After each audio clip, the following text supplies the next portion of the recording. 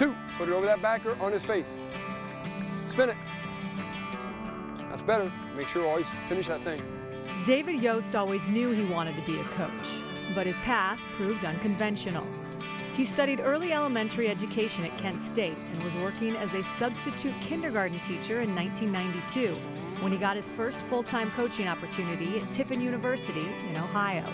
I sent out a lot of letters to a lot of schools. Later I found out it was a form letter basically saying, no, we don't need you, we don't have a spot for you, but it sounded more promising than the other 30-some that said thank you, but no thanks. Coach Bob Wolf finally offered me a dorm room to live in, 2 meals a day, and got a chance to coach. So 3, drop it in, drop it in, drop it in, drop it in. That's not a 3, that's like a 2. Was there anything that you learned about being a kindergarten teacher that you can apply to coaching college football? Well, there's some similarities. You raise your voice to kind of get your point across. Let's go, let's go, let's go! Tempo, tempo! They listen best when you raise your voice.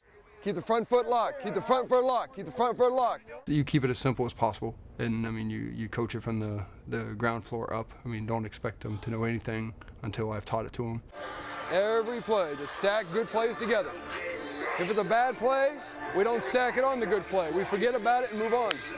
Yost moved through the coaching ranks quickly. Toledo, Missouri, and in 2012, Washington State came calling. Coach Leach called and it was just kind of like, that'd be interesting to learn that offense from him. Talked to my wife, she said, well, if you think it'd work good for our family, and it was a great move for our family. Is it hard balancing a career in coaching at this level and being a dad and a husband? Oh yeah, and that's probably the biggest reason I'm not at Missouri, is because I didn't do a very good job. I think I was doing a pretty good job coaching, but I was not being a very good husband or father, so I said, well, I want to be a good dad, I want to be a good husband, and I want to be a good football coach. That if it's possible, I'll do it. If it's not, then I'll just be a good husband, good dad, and I'll find something else to do. Yost was a good football coach, and after 3 years of working with the Cougars' inside receivers, he accepted a job at Oregon to coach the one position he's always felt closest to, quarterbacks.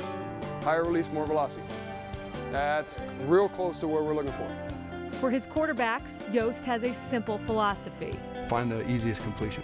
Don't make it harder than it is. It can be a real hard football game or it can be a real easy football game. And a lot of it has to do with how you approach it and how you handle it and what you're looking to try to do within it. So don't make it harder than it is. Don't make it more complicated than it is. 1 in a row, let's go, body language, body language. With competition and everything, there's always pressure. So when they don't do something as well as they want to or something doesn't go right, you can see, always stand tall, always carry yourself the right way and lead the team at all times. No matter if it's 4 bad plays in a row, you're going to make the 5th play.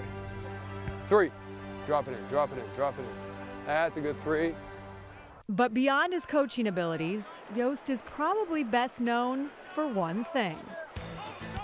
Have you always had longer hair? I think it was about 2002, 2003, I decided I was going to let it grow out, so I did. And it probably wasn't for the original idea, it probably wasn't the best idea. I wanted a perm, and I did that. Looking back, it was not a good decision. And my wife has told me I'm never allowed to do that again. And then since I've had that, I've just kind of had long hair, and it kind of caught on. It kind of became a little bit of people recognize me for it. Okay, so initially what started as a desire to have a perm has turned into a recruiting tool? Yep. 3, get it up, get it up, get it up. Even higher. Did you ever imagine when you were at Tiffin University and making $1,500 a year that you would be where you are right now at one of the most offensively innovative programs in the country, coaching quarterback? No.